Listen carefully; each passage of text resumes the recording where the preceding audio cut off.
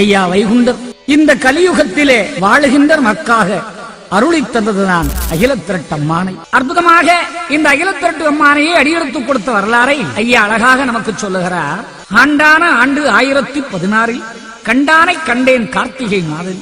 எங்கே கண்டானை கண்டேன்?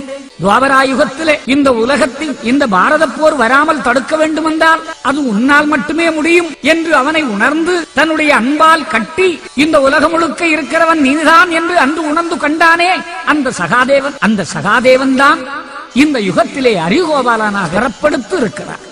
அப்படி பிறப்படுத்தி இருந்த அந்த அரிகோபால சீடர் ராத்திரி தூக்கம் வைத்திருக்கிறையிலே கார்த்திகை மாதம் 27ஆம் தேதி வெள்ளிக்கிழமை சுருதியுடைய நித்திரையில் சுபக்கியான லக்னம் அதில் அப்படி படுத்திருக்கின்ற நேரத்தில் பரம்பொருள் அவர் இடத்திலே வந்து அவரை எழுப்பி, அரிகோபாலா, இந்த உலகத்தில் வைகுண்டமாக நான் வடிவெடுத்து வந்த வரலாற்றை இந்த மக்கள் அறிய நீ உரைத்துவிடு என்று அரிகோபாலனுடைய உள்ளத்துக்குள் தான் எப்படி எழுதுவேன் என்ற சிந்தையில் இருக்கின்ற பொழுது அந்த காப்பிலே முதல் சீரை எடுத்து ஐயா தாற்பரியமாக சொல்லுகிறார். மகனே, இவ்வாய்மொழியை வகுக்கும் காண்டமதுக்கு உகமோர் அறிய உரை நீ முதல் காப்பு. அதன் பிறகு வருவதெல்லாம் உன் உள்ளே இருந்து நான் சரிசமமாக நான் வகுக்கிறேன். நீ எழுதி இந்த காண்டத்தை. நான் உரைக்க நீ எழுதி நாடுவதை நாள் அறிய யான் உரைக்க நீ எழுதி அன்பு மக்கள் எல்லாம் அறிவதற்கு நீ சொல்லப்பா. அது மட்டுமல்ல அரிகோபாலா, இதை வாசிக்க கேட்டு மகிழ்ந்திருந்த அன்போருக்கு பூசித்து நின்ற பூரணங்கள் கிட்டுமடா. இந்த அகிலத்திரட்டு எங்கே வாசிக்கப்படுகிறதோ